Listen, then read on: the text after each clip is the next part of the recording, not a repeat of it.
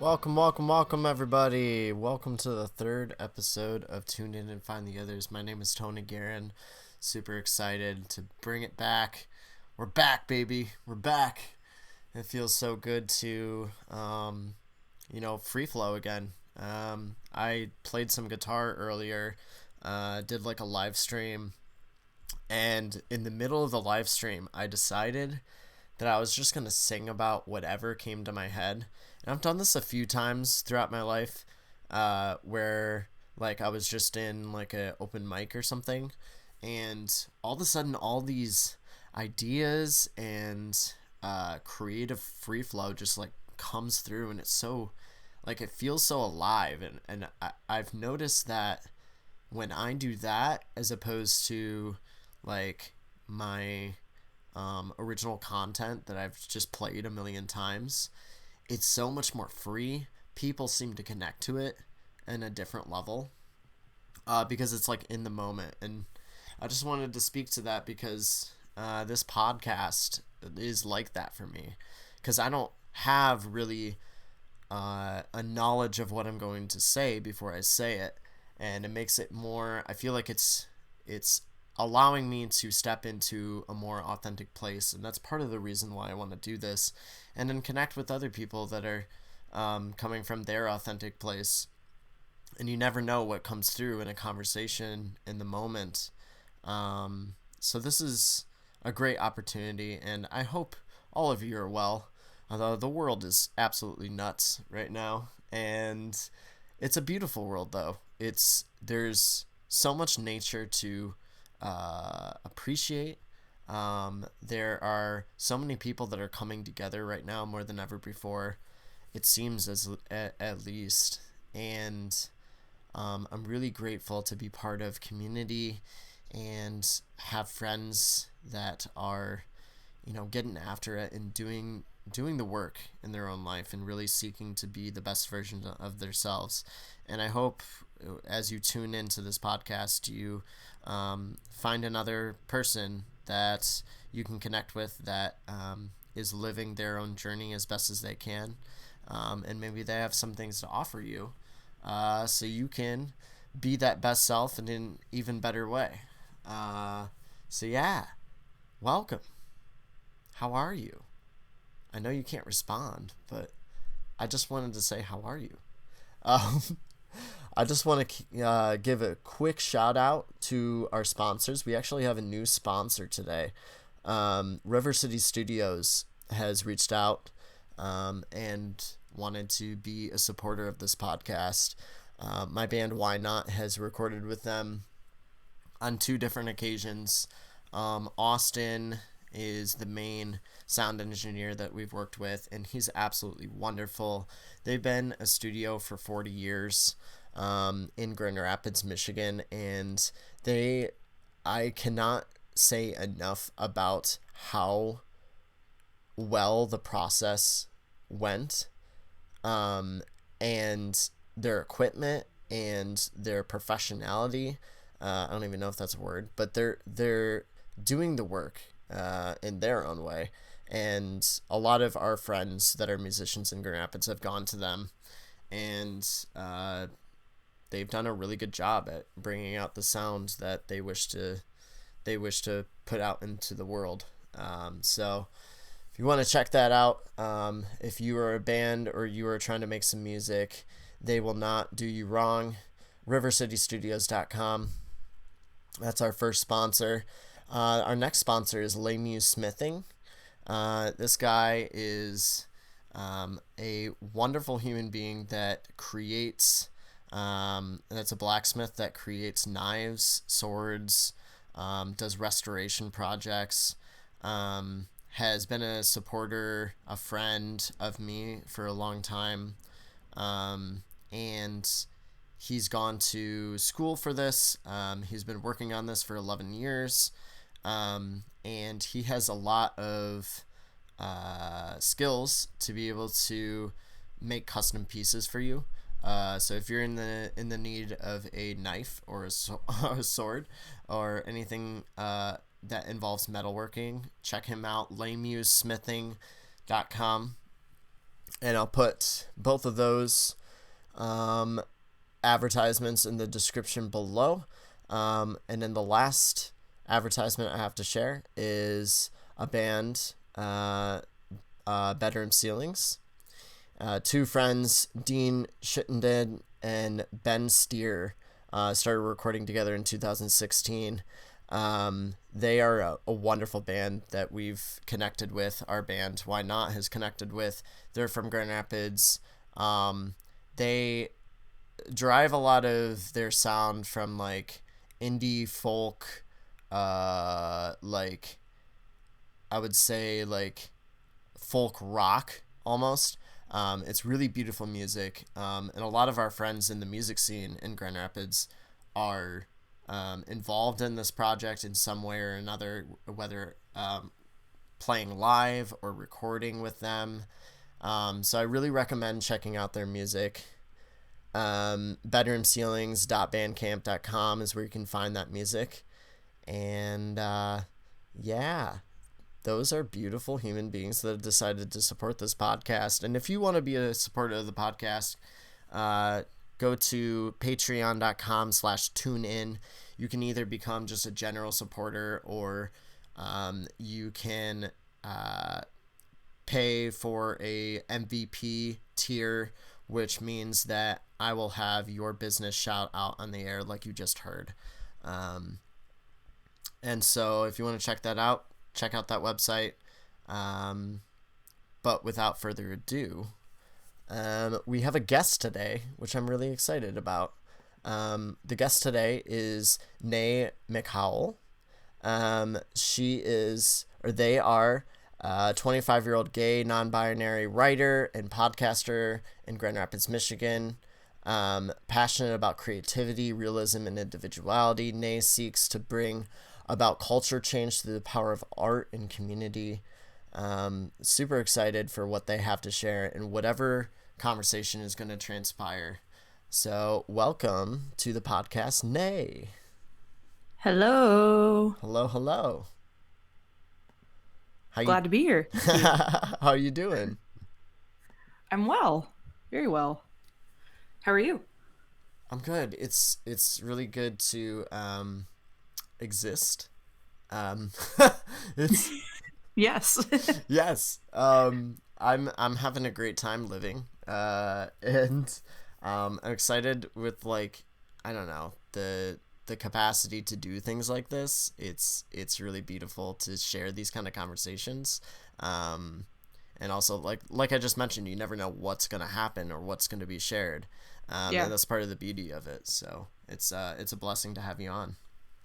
Yeah, thank you for having me on. I'm really excited about this. Not only have I not well, this is my second episode, or this is my second, excuse me, podcast episode that I've recorded with somebody as a guest. And the first time, my first ever recording was very much had an agenda, was very much not scripted by any means, but definitely there was like a direction of which the interviewer wanted the conversation to go. So I'm excited about this entirely new experience where it's kind of more free flow. Yeah, me too. I mean, it's kind of how I've lived my life a lot of ways. Mm, I think boundaries are important. I think structure is important. I definitely have those things in my life, but I feel like I thrive best when I'm accessing that creative spirit, almost like childlike wonder, of just trust falling into something, and it can bring about a lot of like magical experiences. yeah. Yeah, it's kind of like this may sound kind of ridiculous, but it's a little like living like rising to the festival that is life, or living life as if it is a giant festival, Yeah, with just being open to wherever, however you see it, the universe, spirit, or just those around you guide the time. yeah. No, that's that's a really good way to put it, actually. um what are you working on right now? I have my hand in several pots, if you will, or buckets, or whatever the phrase may be. I In April began what is sort of a brand, sort of a nonprofit, but really a coalition, if you will, a community of artists and creatives, based mostly in Grand Rapids, where we live, but really kind of all over the country. And I primarily work via a podcast of my own right now. Um, Tony, you were actually my third guest, and that was a really lot of fun creating that with you. Kind of, I was launching it, and you were kind of one of my guinea pigs, I guess, because I had no idea what I was doing. And yeah, it was a lot of fun to kind of share that beginning of the journey. But anyhow, so predominantly, my brand is called Creatively Queer. Predominantly, I do what I do through the Creatively Queer podcast right now. Eventually, I have my team and I, there's four of us. We have very high hopes for what will lie in the future. We want to do live shows, live outdoor, indoor festivals, potentially producing film, theater, those kinds of things under the Creatively Queer label. I will also be publishing a book under the Creatively Queer label either this coming winter or spring. Um, that's something that I'm very excited about. That book has actually been written. It was written this previous spring. It just is in the editing stages right now. Um, yeah, so that is Creatively Queer. On a personal level, I write poetry um, quasi professionally. I make pieces based on commissions, custom based pieces, just based on whatever the customer wants. I will be given prompts. I will be given personal stories or just words, mantras, whatever it may be, and cultivate some written word from that. So that is kind of how I identify predominantly is a writer or a poet, and that is my own the personal side of my profession would be the poetry. Community organizer side would be Creatively Queer, and then finally, I actually have kind of been dabbling in modeling things of that nature lately. Been getting reached out to by a lot of really talented photographers in the West Michigan area and setting up shoots and having that kind of be a cool way to promote my work visually. So those three things are kind of all tied together pretty well. So that's kind of what I'm up to as far as projects. That's so cool. That's. Uh, have you heard of the DAC? Maybe remind me what that is. So the DAC is the Division Avenue Arts Collective. Um, it is a nonprofit that has been around for, I think, 10, 15 years. But they're solely about having an inclusive space, their music venue slash workshop space that's about to open up in like a month. Oh. Um, they had a space for a long time on Division, and they ended up losing that space, and then they tried to find another space, and it's been like a whole thing for like 5 years. Mm-hmm. But I've been working with them for about 2 years with Grass, trying to get a relationship going, Mm-hmm. and they are like, we're signing a contract really soon to be able to utilize that space and produce events every month. Oh So man. if you wanted to get down with that, Yeah. I think our project would align very smoothly, and I think that would be very beautiful for the community. You know what is like not only like on a personal level do I enjoy your company and speaking with you, Tony, but a big interest in kind of this collaboration we're doing. We've done this is our second time collaborating. Is I am very interested in getting Creatively Queer on some sort of collaboration level with Grass. Without even before I knew even about DAC that you just mentioned, like that was already kind of an intention of mine. So that's really cool that you bring that up Yeah. as a possibility. And for those that don't know what Grass is, I'm sure a lot of the people that are tuning in and listening already know who I am or know what Grass has been for a long time. But Grass stands for the Grand Rapids Autonomous Support System. and we're a network of artists, activists, neighbors, friends. We're people that are trying to get together on a communal level and try to support each other and find ways to live outside of the capitalistic system in a way that we can live sustainably, and build build a community from the ground level that doesn't have to be as affected by various collapsing institutions and systems. And so we do this through communal events, like what we're going to do through the DAC. And if you wanna check out what we do, you can go on Facebook. There's a group, Grand Rapids Autonomous Support System. There's a page. We mostly operate on the group, and we have a Telegram as well, Telegram app.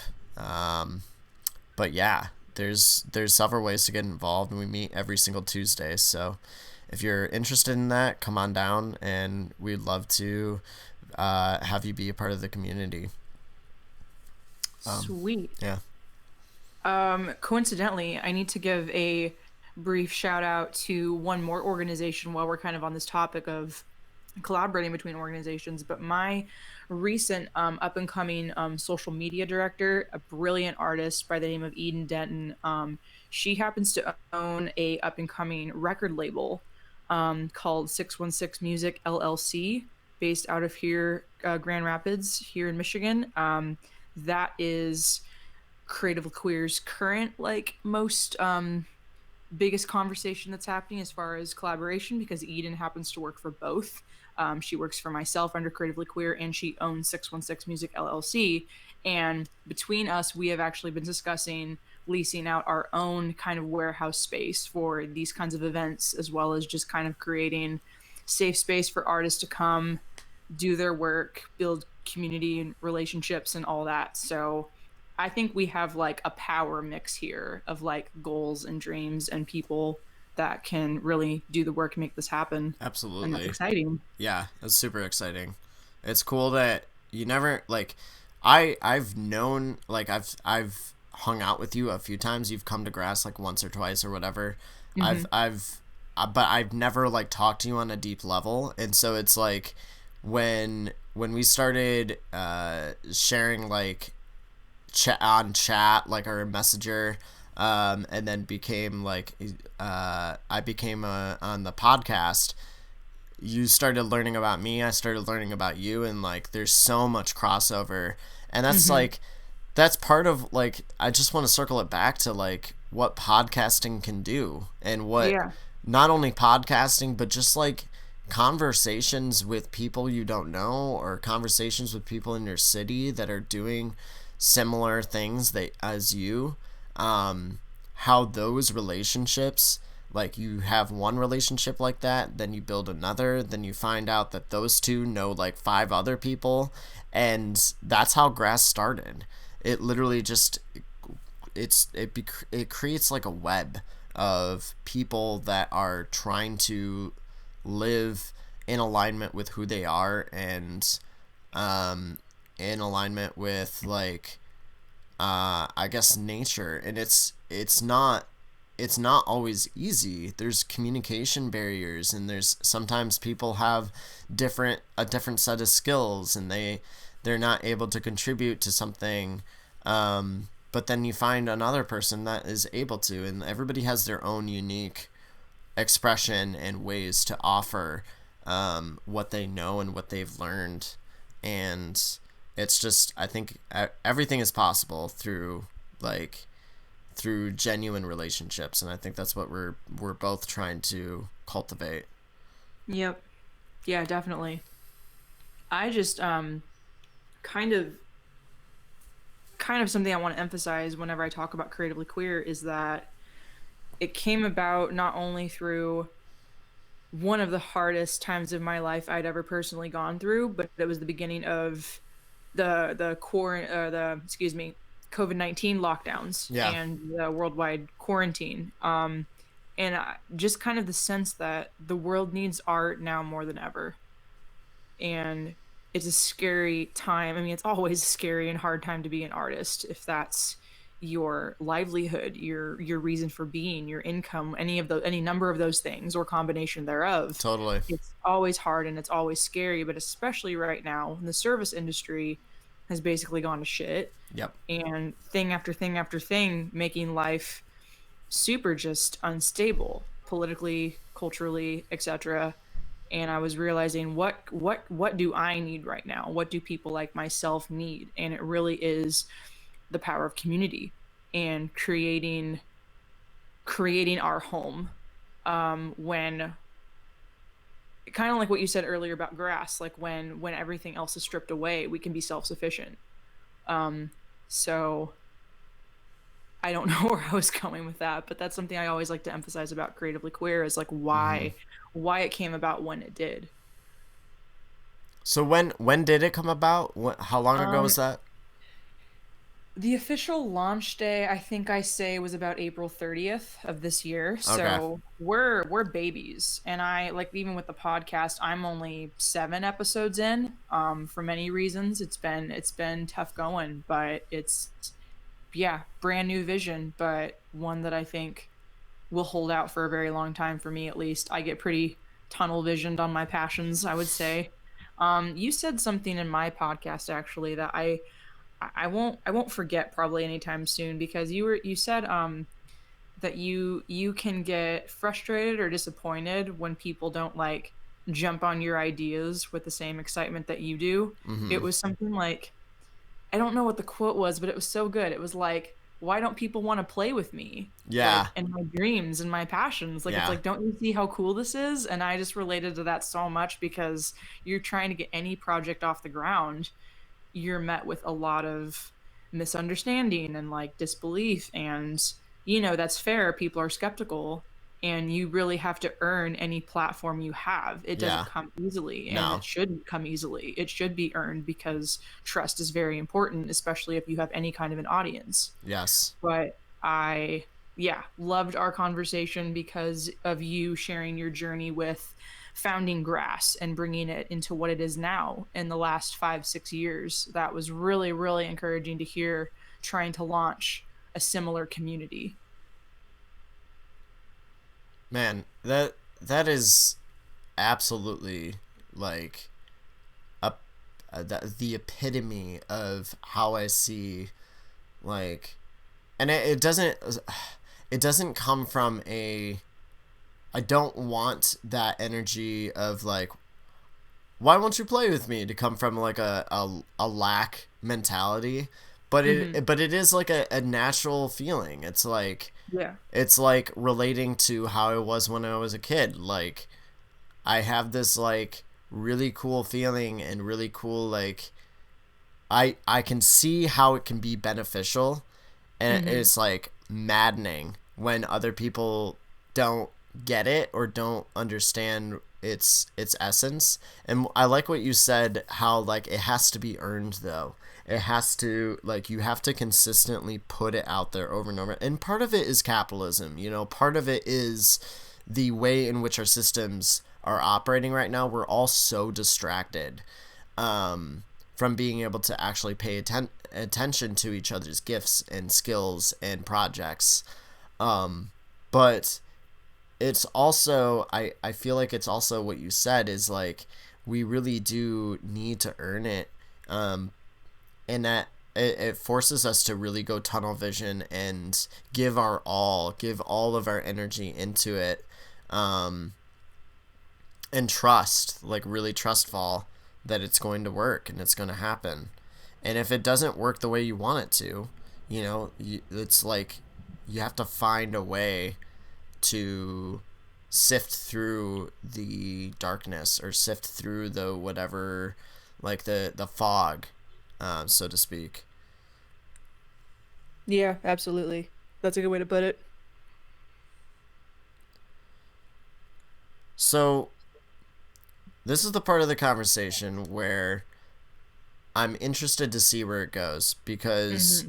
we have a lot of collaborative energies on like projects that we've both done and we're both doing right now. Um, we have a political system that is reflecting its incompetency. We have, and not that it like this is anything new. Um, and then we have a, we have a system of destroying the earth that is reflective of how like we're destroying our own bodies with capitalism. Yeah. So, like, what are your thoughts on all of that? I know it's a lot, but like, Open. That's an open-ended question if I ever heard one.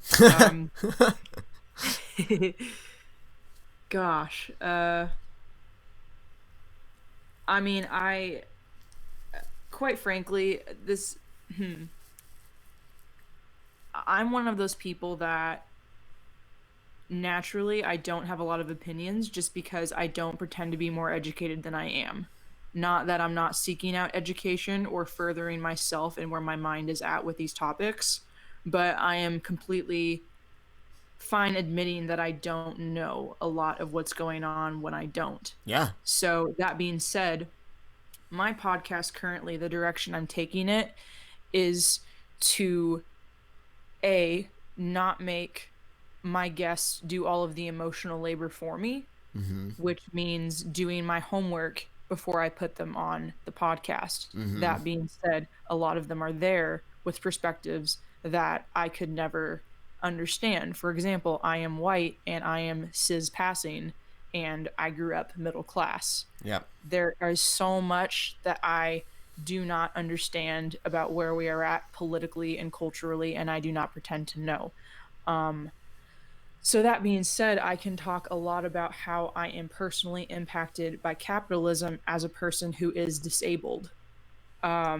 That is very, very much a huge deal in my life.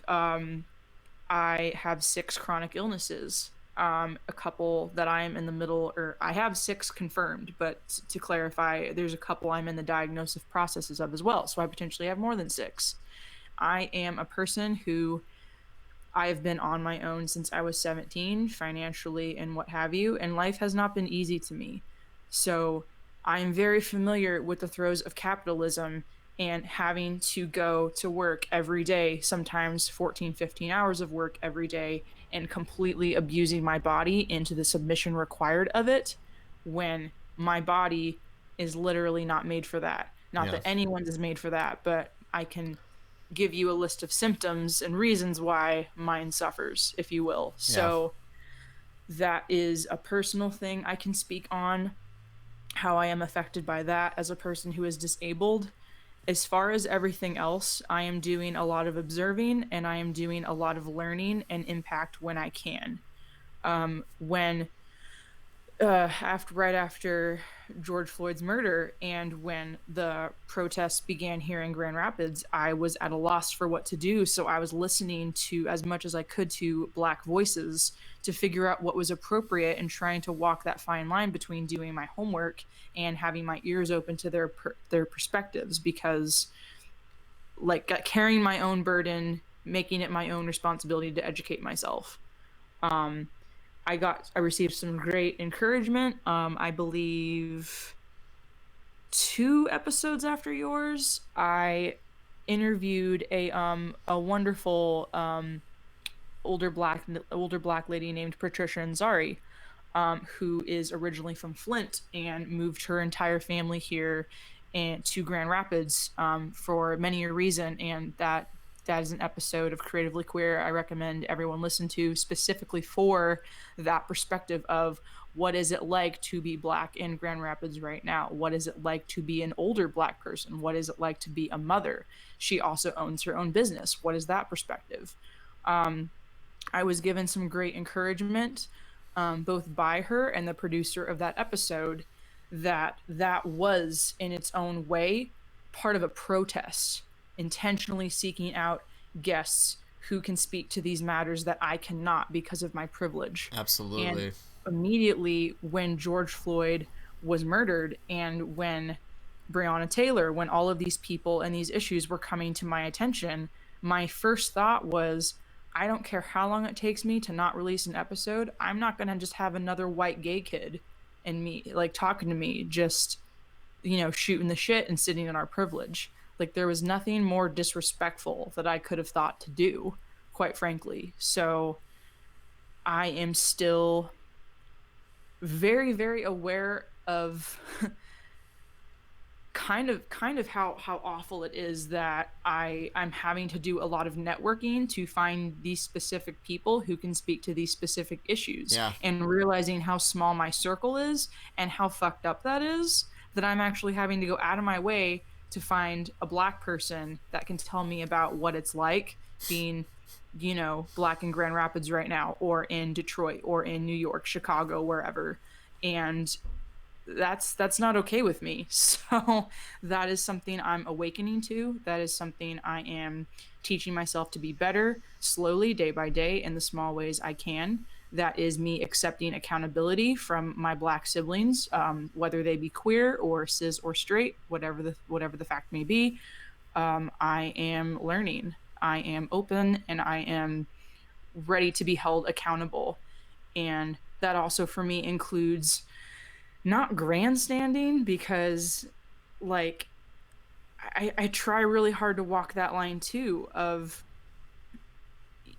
like when the blackout happened on social media, it it was as simple for me as that was a controversial thing, right? The blackout, some people were like, this is the opposite of helpful, or this is respectful, this is what we should be doing. Yeah. It came down for me as simple as, I, as a white, non binary, gay, young person in America right now, I have nothing helpful in this moment to bring to this conversation. So I am going to shut the fuck up. That was all that I could bring to that controversial moment in time. But I believe that was the right choice for myself. Going forward, is that an okay place to stay? Absolutely not. I need to have important, impactful things to bring to the conversation going forward. That may take me a minute. That may take me, actually finding black friends, finding black, queer siblings and people who I can share community with. And that should be a no brainer regardless. It shouldn't take this like crazy, like transcendently awful period in American history for me to realize, I shouldn't have more black people in my life. That's that was a moment of clarity for me. I don't know if any of that made sense. I Absolutely, kind of it took your does. question and ran. Yeah. Absolutely. And I think anybody that's listening right now is probably very happy that you're speaking of these things, and you're very humble when you speak of it, because it is like, if you it, especially if you're white, it is your responsibility. It is not the responsibility of those that are black to educate you on what is going on, and this has been going on for how many decades, how many centuries? Like, we we gotta come to terms with it, and one of the ways we come to terms with it is by reaching out and studying and doing our work. And a big problem with that, though, is how just like I was saying before, how distracted we are by so many things in in life. There's so many, circling back to capitalism, there's so many ways that we have to exist. There's so many ways that we have to strive so hard to just get by, to where I feel like a lot of white people are concerned, like they're mad almost that people are pushing them to that they hadn't learned some of these things. And They're being pushed to be uncomfortable. yes, exactly, and it's necessary, it's very necessary. It's it Yeah, it's like, how do we find the balance? How do we find a way to help each other in this time? How do, us as white people, white individuals, reach out to our other white friends to call them out, in a tough, loving way. There has to be Mhm. there has to be love there, but there has to be tough love. if when it's necessary. And it's like, how do we do that? How do we connect to people to bridge the gap and share understanding? And I think part of that is working with people that already are at the level that you're at, so you can figure it out together. And then through that, reaching out to people that know more than you do. Like, I think I think one of the things I like to do with, like, and I'd like to do with grass is, like, all of us are, like, we have different knowledge and we have different skills and whatnot, but there's a lot of things that we're all clueless on, as, like, far as, like, how the world works. And so we like to bring other people, like, into the community that, like, can teach us about those things. And, like, I want to do that more. um and I think this, like, because we've done in the past, like, different workshops on, like, people that can teach us about consent, or people that are, like, educated on, um like like the colonialism of the Americas, like, continuing to, like, find a way to bridge the gap, of all these people that have different pieces of the puzzle. And so I think when we do that, we can really build a force on a ground level um, that becomes more unified. Yeah.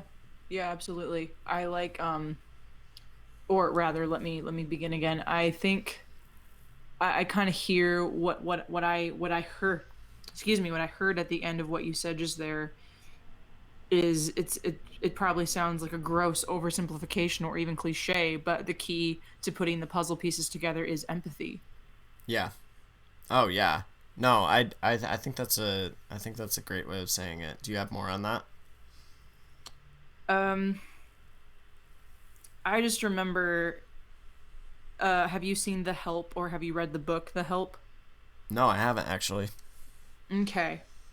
It is real life stories of women, identified people in the 60s in the South, who were of color, and they were employed by middle class, upper middle class white families, to be the cooks, the maids, raise the children, etc.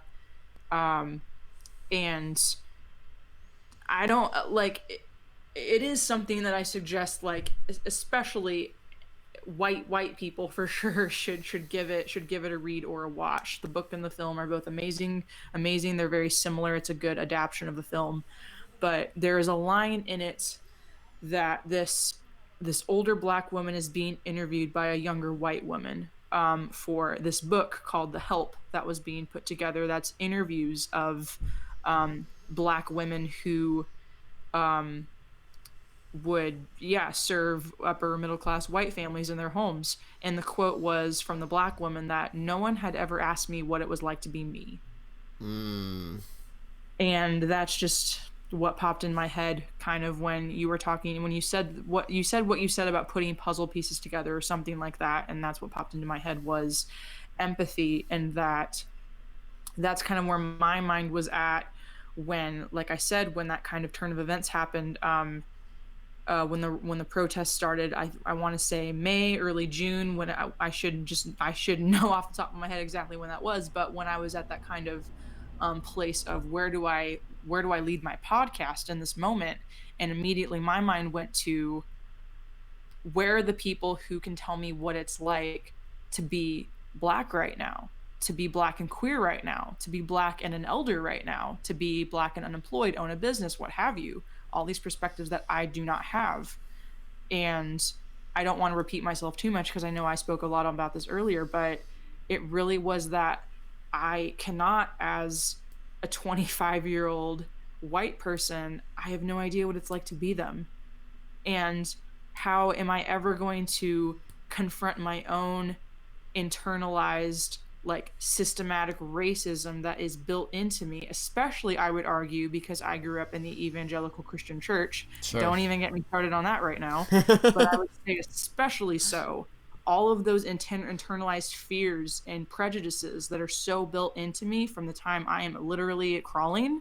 How do I undo all of those voices, that narrative, those nuances, unless I am able to cultivate empathy? And I believe that that happens through the power of communication, community, Yeah, vulnerability, accountability, all those things I've already absolutely. mentioned. Oh yeah. And that like really like it comes down to like when you said community, it's like when you said like accountability and vulnerability, and those things are able to happen when you're in a safe space, and safe spaces only exist when people trust each other, and Mm, that when you have a relationship with your neighbor, and you have a relationship with um the even like the neighbors far down the street, or your friend's brother, or like you know I think when we can start to actively build those relationships, those kind of things can start to happen. You have more people that you can trust, you have more people that you can be vulnerable with, um and through that, I really truly believe anything is possible. mm-hmm. Yeah, much agreed. Well, Nay, Tony. do you think do you want to continue, or do you want to wrap it up? um, I would like to continue. If that's okay with you Absolutely. for a bit. Yeah. I think I was very interested after you and I recorded for Creatively Queer. Yeah. I was very interested into going more into speaking about spirituality with you, Sure. because I share. I don't pretend to know like anything about the denomination you were in or any of that stuff. I remember you spoke about like similar things like that briefly, but I know my perspective of growing up Christian, and I could relate to some of your story and kind of where I am at now as far as seeing spirituality. And then we kind of got into psychedelics and how that played into it, and it was all something I was super super into. So I didn't know if this could become a place for that, if that would be Absolutely. appropriate or what. Um, okay, cool. So it's like you're interviewing me now. Well, it's an idea I had. Gotta do a little bit of your homework going into it. Yeah, yeah, yeah. But yeah, I was just remembering so many fascinating points you touched on, and I remember it was my third episode. It was a shit show, and we were rushed for time. I think both times we tried to record, so we didn't really end on a note I wanted us to necessarily, but which is okay. I'm still proud of how it turned out. But I really related to your journey of, I think I listened to it the other day, and you were talking about the intersection of music impacting you early on, feeling a passion there, feeling it to be something that was of importance to you, and then the importance of church to your family. I think your mother in particular, you spoke of that. Am I correct? Mm-hmm. Yeah. And so you and I spoke about this briefly today, but for those listening, as of right now, my mom is actually in the middle of a 6-hour triple bypass open heart surgery. Oh my god. So that being said, my point bringing that up is my mother is an incredibly deep spiritual person Yeah. in the most fundamentalist Christian way you could be. And there is deep beauty in that for sure. And I am very grateful for her faith in these moments, because while it may not be a faith that her and I necessarily share anymore, that is something that is carrying her through this time. And that is Yeah. something I would never want to take away from her. That being said, my father passed away about a year and a half ago after a 2 year rather battle with brain cancer. So, and they had been married for 40 years together since they were 15. And my mom has had an uphill battle every day since he passed. Just with the depression, her grief, everything. And I am very grateful for, again, the faith she possesses. And what she told me yesterday, her chipper attitude was thus: it was, this is a win win situation. The worst that can happen is that I get to go be with your dad. Either they fix me or I get to go be with your dad. She just kept Yeah. saying that. And I think that is beautiful. Oh, And kind of where I'm going with this is I just recorded a creatively queer episode with my high school best friend who was actually my youth group leader in the Baptist church we both attended, my family and wow. her family. And my friend and I, her name is Andy. I'm very excited for anyone who chooses to tune in to share her story, our story, a little bit with you. We have gone through probably every level you can go through, from fundamentalist, like hardcore, youth group leader, worship team, like, from my perspective, like slaying people in the spirit, casting out demons, all that stuff, to um, atheism, agnosticism, discovering our own spiritualism, dabbling in paganism, dabbling in, witchy shit, as people say, as the kids say these days. And it is a beautiful journey, one I'm very grateful for. And at the end of the day, I am still so grateful for the faith of my mother, because while there is aspects of harm that have come from it, while there is aspects of things that I believe to be untrue, to be damaging even, it is her lifeline right now. Yeah. And where was I going with that part? But for myself, I definitely identify as a little bit of a mystic at this point in my life. I never have been completely an atheist. I heard this joke once from a proudly gay Christian, a pastor, actually a seminarian. He said, the only way that I could ever be an atheist would be to literally pray to God to make me an atheist. And I just died when I heard that, because I relate to that so much. Like, no matter how far I've gone away from Christianity and the faith I was raised in, you cannot convince me that there is not a spirit out there higher than me that is love, that is just pure divine love. And however that looks like, I have no idea most of the time, but I am at peace with that.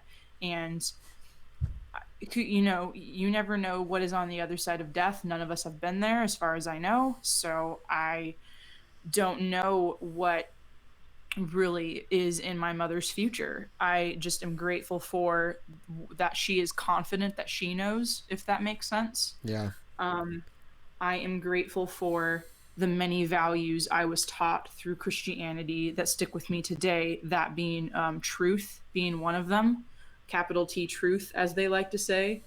The pursuit of that, the pursuit of love, the pursuit of peace and grace. Those are all things that are very important to me at this time in my life. And this leads into kind of the conversation we had briefly about psychedelics, in that I have probably done shrooms, magic mushrooms, psilocybin about 200, 250 times at Mm-hmm. this point in my life, I would say. Yeah. Um, every time unique, every time beneficial and worthwhile, even though there have been trips that may have just well been a full blown psychotic episode, and they were horrifying and they I've were been there. horrible. And yeah, and they could not have ended quickly enough. And I came out of it with so much like piece of where I'm at spiritually. And it is very like kind of cliche and stereotypical that, oh, you take mushrooms, you have a spiritual experience. But for me, that has been very, very grounding, very revealing, very,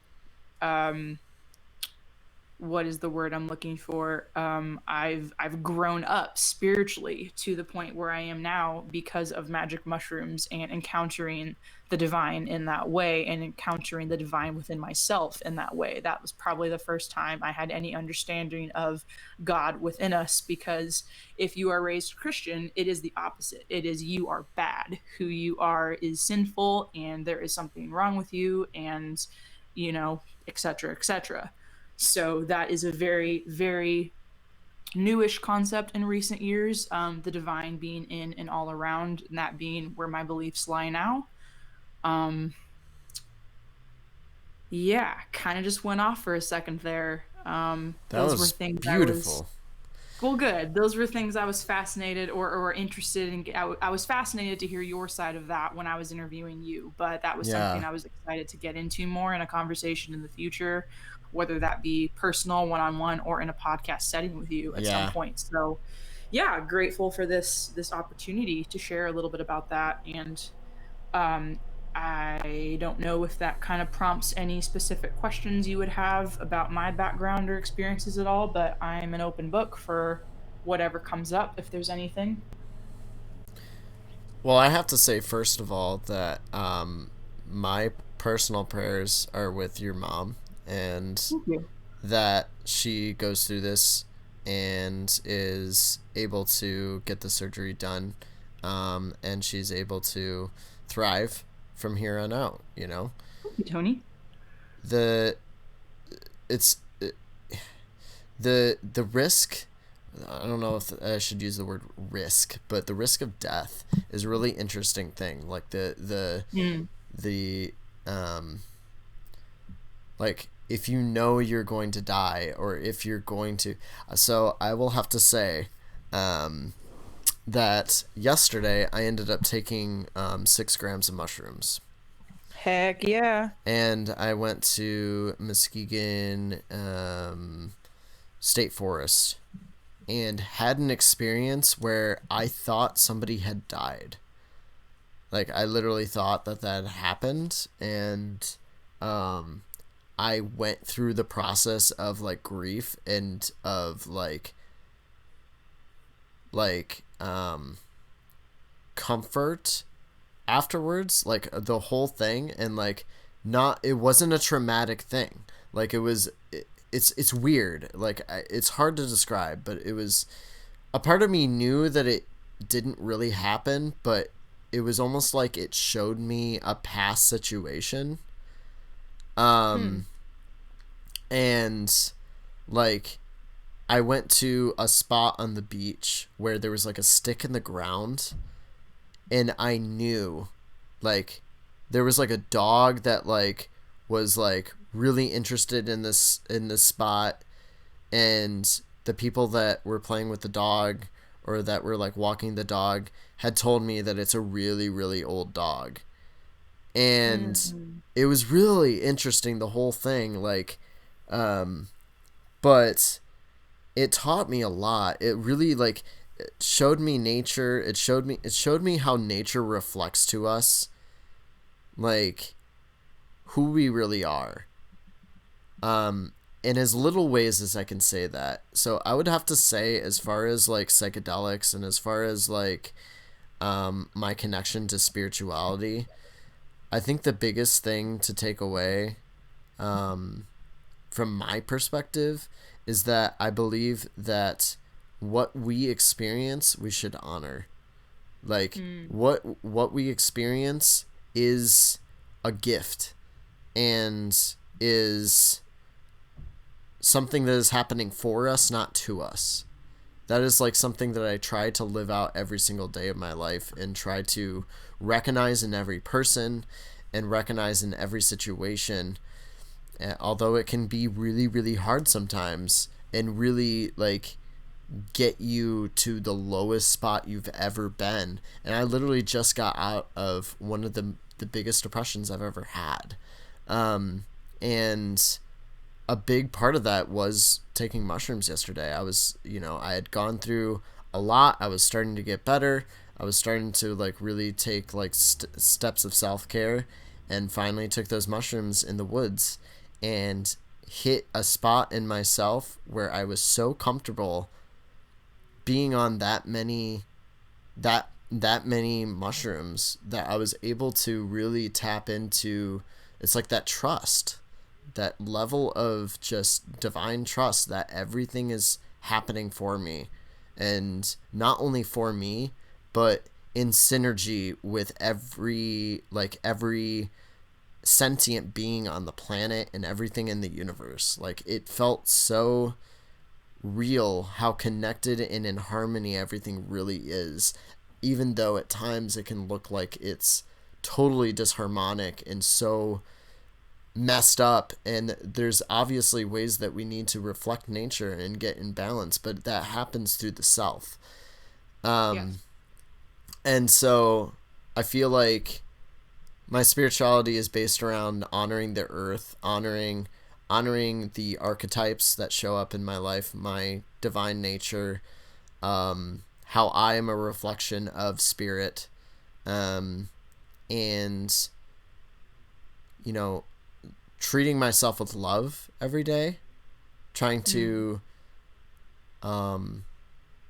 thank my cells for doing the work that they do without me even asking them to.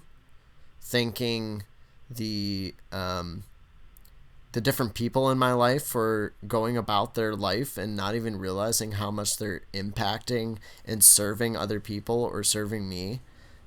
And just gratitude, breath, food, like all of these things I value as sacred. And the more I give gratitude to that and pray to that and be thankful for all of those things, um, I feel like that allows me to be in connection with what I need to be in connection with. I feel like it could be more complex than that, but a lot of the time it's really not, and it doesn't have to be, because I can see the results of it, and there's beautiful ways that psychedelics teach us what we aren't. It kind of like allows you to process through all of the faces that you show to other people, or process all the like the thought processes that aren't like that aren't True. really true to who you are. Yeah. Um, and through that you can really get to that raw state. It really shows you who you really are, and if you're not comfortable with that, then yeah, it can be a traumatic time. Yep.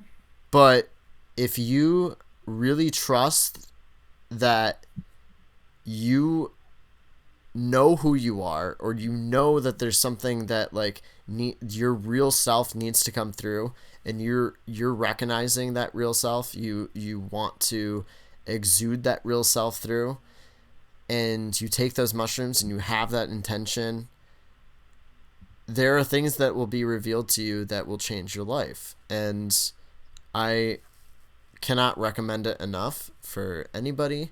I know it's kind of a risk to talk about it, but Yeah. I think it's necessary. Definitely. We're at a time in human history where we can't just ignore these things anymore. Like, we can't ignore racism. We can't ignore the power of mushrooms. We can't ignore the state of the homeless. We can't ignore like how beneficial a lot of these things have been for, like, a lot of, not those, not racism, Yeah, but like I got you. how like acknowledging like ways to like almost like nodes or points of contact with the divine. Like, unless you do it, you can't speak on it. You know what I'm Mhm. saying? Like, Yeah. it's one of those things that like, unless, like, I feel the same for astrology. I used to bash astrology so much. Oh yeah. Um and um I came to like learn about it more and more and see how it connects, and I'm like, oh, that's weird that it connects that way, but it's still probably bullshit, you know what I mean? Yeah. But you continue to get closer and closer and closer in relationship with it, and you understand how it relates and why it actually exists, and why. And it's not like you there's no such thing as believing in astrology and not believing in astrology. It's like, astrology is what it is. You can choose to believe in it or not, but like, it's still there. And that, Mhm. I feel like that's the same for like psychedelics. Like, you can choose like, or like any of the archetypes too, like any of the archetypes that like are, I feel like I'm going everywhere at once, but like I feel like maybe it relates with um opening our minds to what is possible and opening our minds to um opening our minds past judgment. Mm-hmm. um I'll end this by saying there was one of the most incredible psychedelic experiences that I've ever been a part of. I took three hits of acid, and I took a shower and had turned on Ram Dass in my room.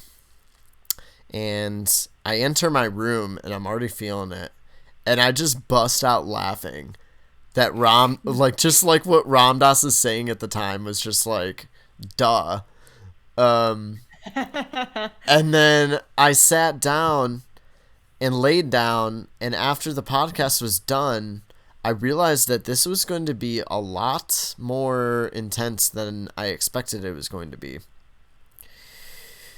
And so I decided to start really deep breathing, and through breathing, um, so it was something that Ram Dass said that like I kept repeating over and over again, but it was almost like my interpretation of what he was saying.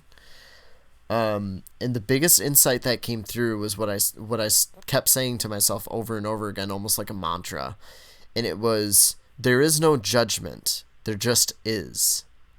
And I Mm-hmm. repeated over and over again, there just is, there just is, there just is.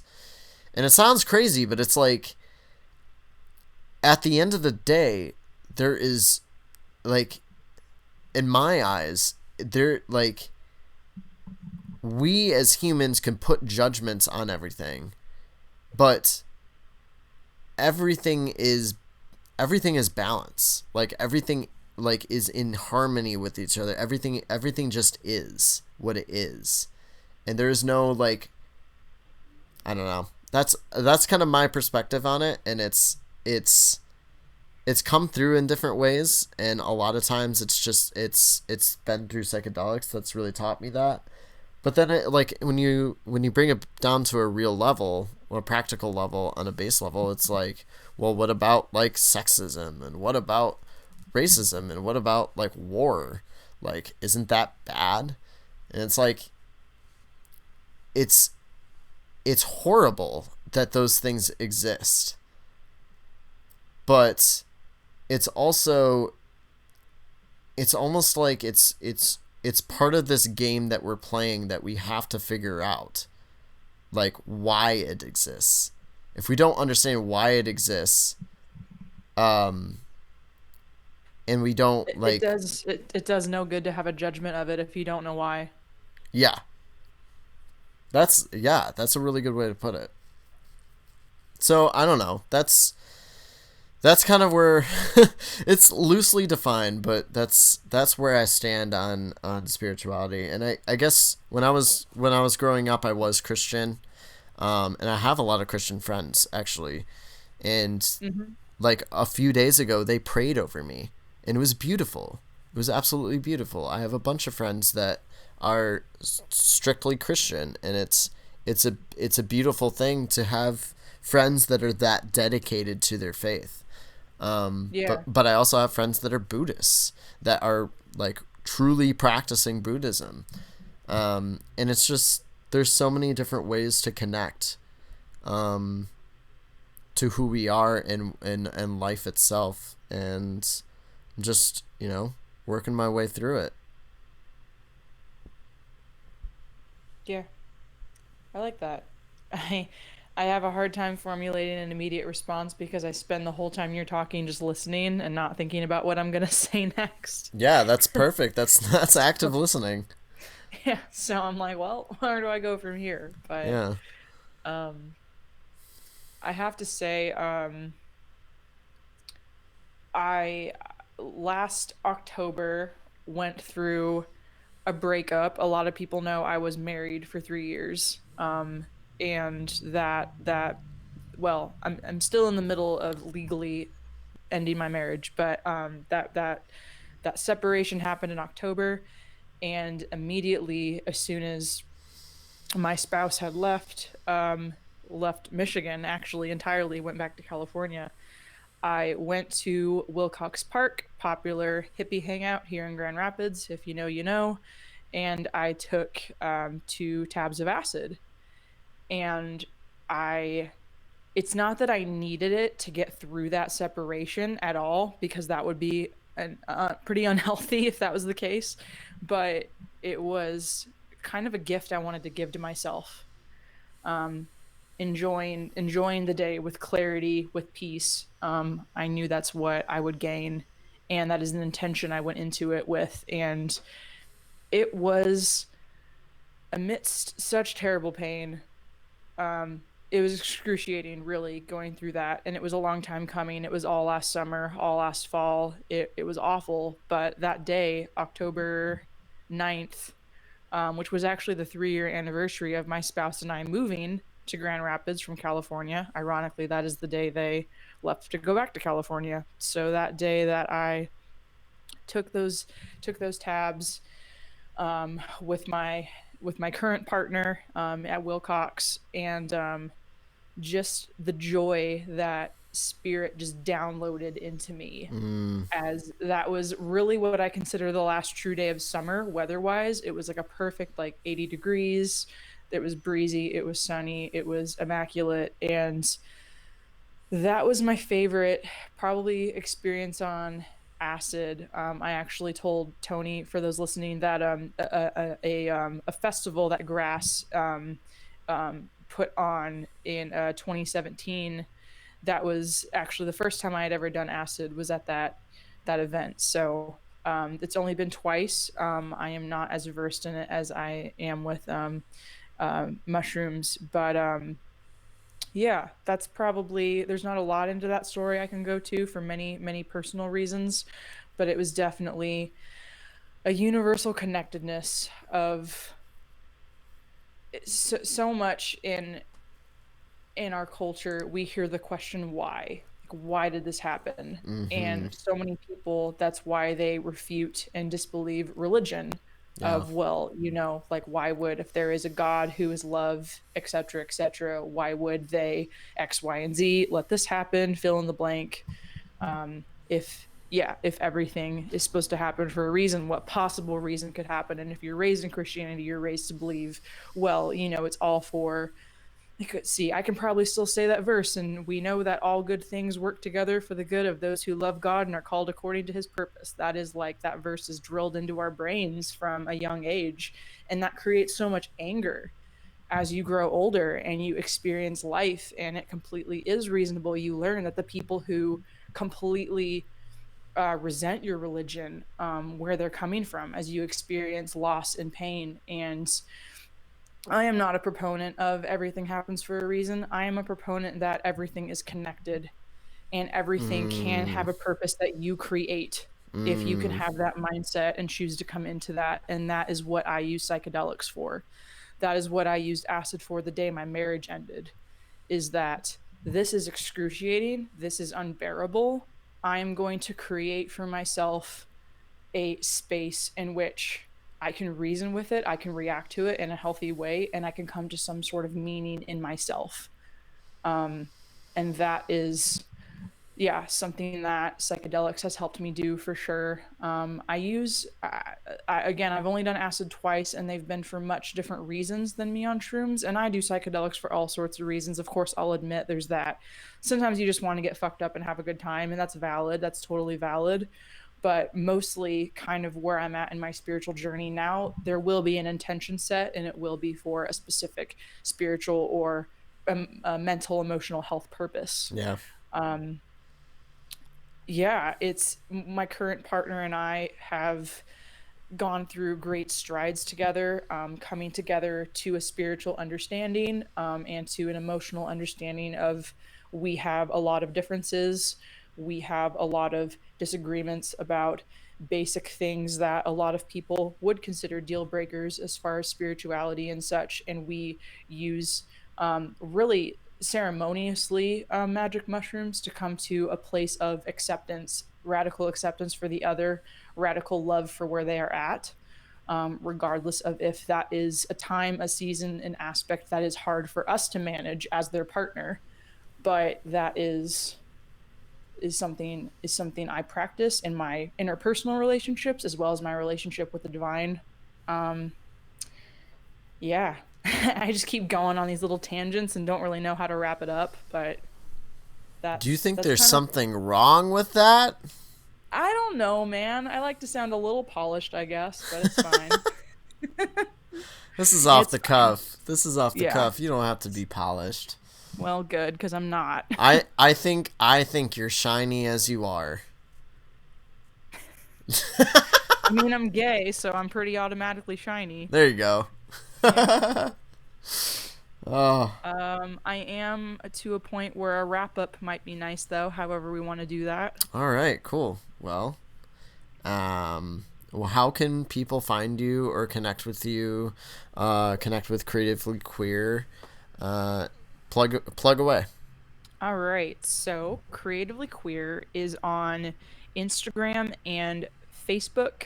Facebook is just the words creatively queer, exactly how they sound. If you have trouble with spelling that, Google it because I don't feel like spelling it. So, Creatively Queer is just on Facebook as, yeah, facebook.com// creatively queer. On Instagram, it is instagram.com/ creatively queer underscore. And then we have a Patreon, which I'm very excited to talk briefly about actually. Patreon is a weirder link. It's patreon.com/queer creatively one. That was the only URL available. I hate it, but that's what we got to work with. So, yeah, patreon.com/queer creatively one. For Patreon, I actually am just starting to launch some of the benefits that will be available to individuals who um, pledge $5 and up a month. Um, I am, along with a couple of my team members, starting a secret, kind of. That sounds sensational, doesn't it? A second exclusive podcast for patrons. It's going to be called Weirdly Sincere, and it's going to be kind of this forum that Tony has for us. It's going to be more free form, more just musings, thoughts on current issues, what have you.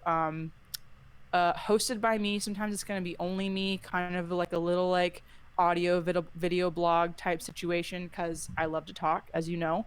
I will have guests. I will have people interviewing me. I will have people who do poetry, do spoken word, maybe even some stand up here and there. I want to get really Nice. creative with it. So that is a incentive for becoming a patron. And also, I am about to begin a weekly blog for the Creatively Queer Patreon page as well, for all patrons. Again, $5 and up.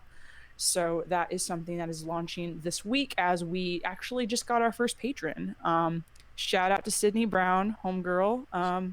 So that is an exciting thing that will be happening. That is creatively queer stuff. We're probably, hopefully, gonna have our first live creatively queer event in October featuring our very own Tony Guerin. Woo! That is a conversation in the works. So that is a goal, a dream of ours before the year is over to get a first safe, socially distanced as much as possible event out there. And then regarding my personal work, I kind of mentioned it earlier. I have a Facebook page. It's Poetry by Nae. And then it is linked to my personal Instagram page, which is nadertot underscore, just like tater tot, but NAE turtot. I thought it was funny. Nadertot underscore, and that is my personal page, but it is linked with Poetry by Nae, and I post a lot of only original poetry up on there, as well as kind of some like dabbling in photography, but it's not really legit. It's just what I do because I think it's fun. But yes, I do take custom orders for poetry for you or a friend or a loved one. Again, I just need a prompt of some sort. And yeah, it's all donation based. You get a handwritten or typed, it's your preference, poem in the mail. Usually within a week, I try to do that. So Yeah, and then my modeling page is Nader Tots Shots. Just Nader Tot and then shots, and there's no underscore on that one. So that is me on the internet. That was really long-winded. I apologize, but yeah, I am excited for the future, and I'm very happy again and honored to be here with you, Tony, for this conversation. So Well, I'm honored thank you, to thank be here you. with you, and what a wonderful life you're leading and trying to express yourself in numerous ways with everything that has ever happened to you. Like continuing to find ways to creatively express yourself and give a platform to other people for them to express themselves too, and together we can change the world. I'm so honored to speak with you. I'm so honored to call you a friend. Uh, I wish you well in all of your endeavors. I wish your mom well, Thank and you.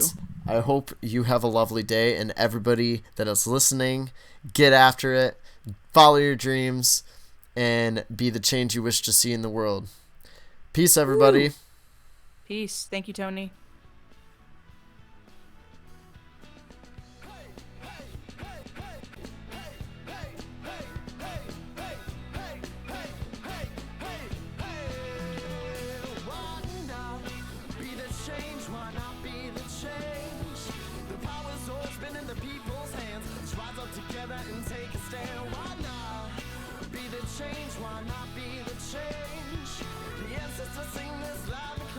Let's rise up to Danny, the damage here.